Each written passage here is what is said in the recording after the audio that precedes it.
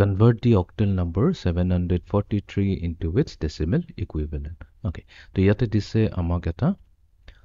octal number 743. যেহেতু এটা octal number হয় ইয়াক আমি ব্ৰেকেটৰ ভিতৰত ৰাখি পেলাই তলতে আমি ইয়াতে 8 লিখি দিম তো এইটো ৰিপ্ৰেজেন্ট কৰিব যে 743 হৈছে এটা octal number. তো আমাক কৈছে ইয়াৰ decimal equivalent টো উলিয়াব লাগে. তো decimal equivalent টো উলিয়াবৰ কাৰণে আমি 743 লৈ লওঁ. তো ইয়াতে কেইটা ডিজিট আছে 3 ডিজিট আছে.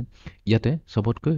lowest significant digit টো হৈছে 3 যোনটোক আমি LSD বুলি কওঁ lowest significant digit আৰু সবতকৈ highest বা যোনটো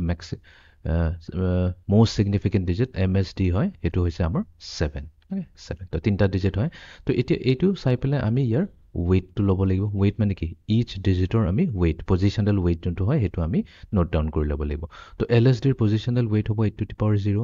next digit টো হ'ব 8 to the power 1 then আৰু left side গলে 8 to the power 2 হৈ যাব তো যেহেতু আমি এতিয়া positional weight পাই গলো আমাৰ তাত অলৰেডি ডিজিট কিটা আছে তো আমি এতিয়া ইয়াৰ decimal equivalent টো ইজিলি উলাব পাৰিম তো decimal equivalent হ'ব